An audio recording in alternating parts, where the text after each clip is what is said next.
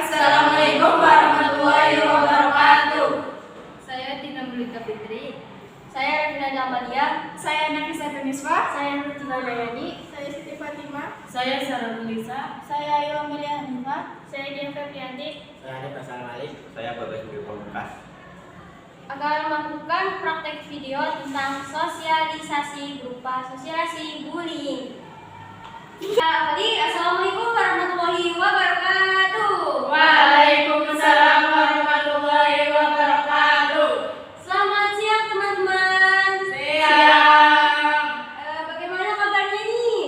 Baik. Baik, di sini kami akan melakukan sosialisasi tentang pengenalan bullying dan pencegahan dari kegiatan bullying. Sebelumnya, izinkanlah kami untuk memperkenalkan diri kami masing-masing. Saya Rafina Damalia, kemudian di samping saya ada Saya Ayu Amelia Hanifah. Kemudian di samping saya ada Saya Hanif Hasan Malik. Dan kemudian di samping saya ada saya Babas Budi Pamungkas. itulah nama-nama kami dan semoga bisa dikenali ya.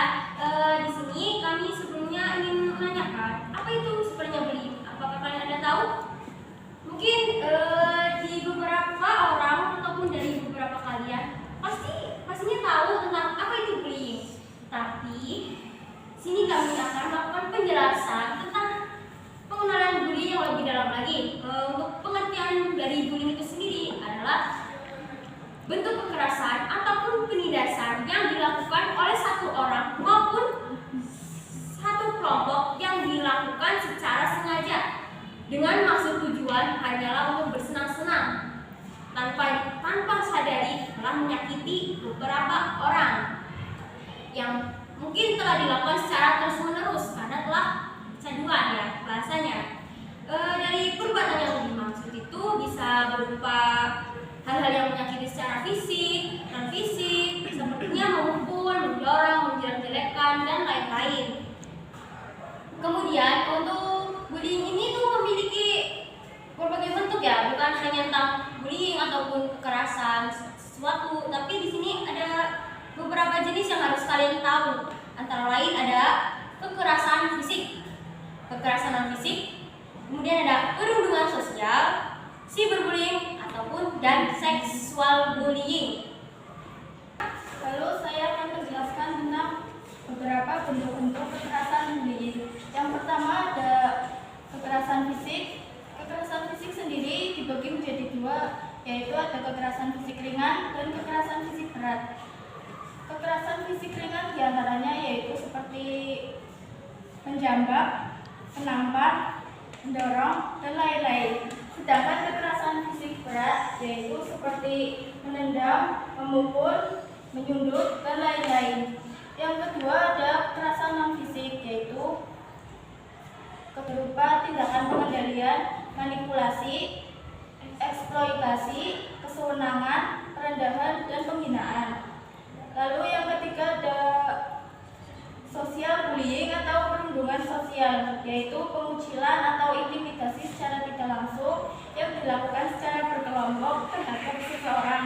Contohnya pengucilan seseorang menyebarkan rumor negatif.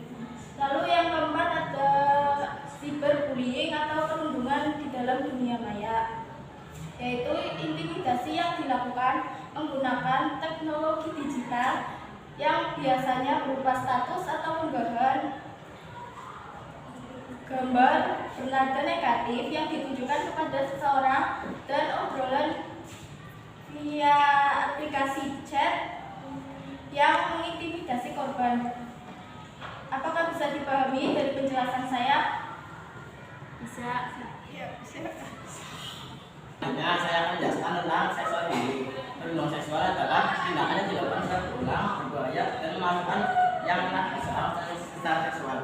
Perundungan ini biasanya mencakup pemanggilan nama secara seksual, komentar kasar, atau materi pornografi. Jika dibiarkan, perundungan ini akan dapat mengarah kepada kekerasan seksual. Selanjutnya yaitu ciri-ciri korban bullying. Ciri-ciri korban bullying antara lain yaitu pertama, malas dan takut untuk berangkat sekolah. Kedua, munculnya luka yang tak jelas penyebabnya. Tiga, sering sakit kepala dan sakit perut. Empat, kerap beberapa sakit. Yang kelima, performa akademik bisa menurun. 6. Kehilangan teman secara tiba-tiba. 7. Menghindari siswa sosial atau antisosial. Yang 8. Merasa rendah diri atau tidak berdaya. Yang ke-9 yaitu separation anxiety, yaitu kecemasan parah ketika berpisah dengan orang tua.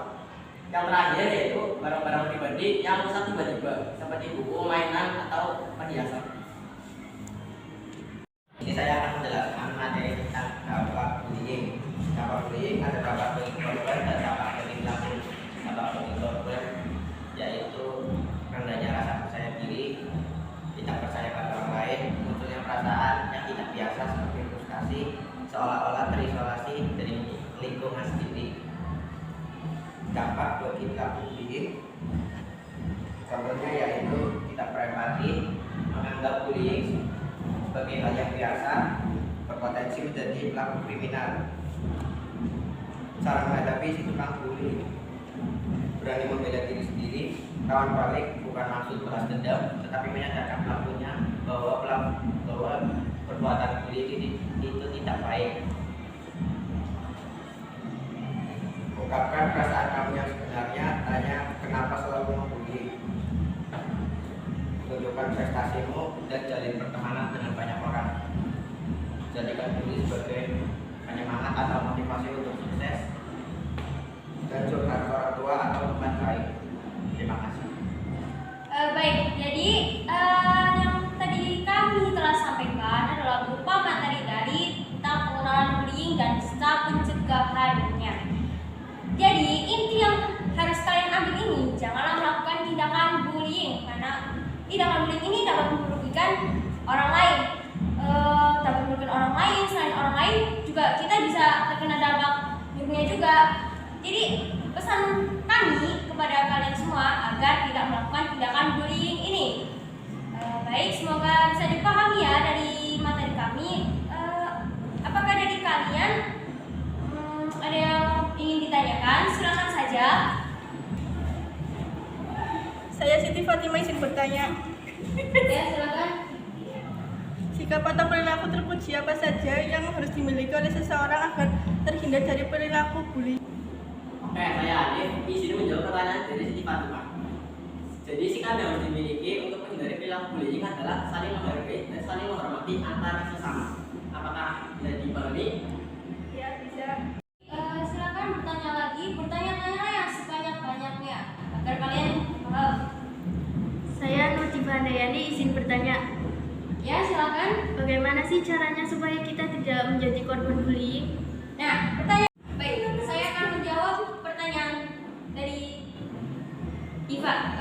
Jadi, bagaimana cara kita agar tidak menjadi korban bullying? Satu, dengan memberikan sosialisasi terkait bullying. Jika kita melihat ataupun mengalami tindakan bullying, kita harus berani untuk menghadapinya dengan cara seperti memberikan nasihat kepada si pelaku agar dia sadar dari perbuatannya itu tidak baik. Nah, kemudian ada membuat peraturan yang tegas tentang bullying. Pihak maupun dari pihak sekolah, pihak lingkungan ataupun pihak negara harus membuat peraturan tentang hak cipta atau hak asasi manusia. Baik, bisa diterima kah? Bisa, terima kasih. Ya. Baik, silakan. Apa ada yang dipertanyakan lagi? Baik, apakah ada pertanyaan lagi? Silakan. Saya Nafisa Tuniswa, izin bertanya. Ya, silakan. Mengapa bullying sering terjadi di kalangan anak remaja?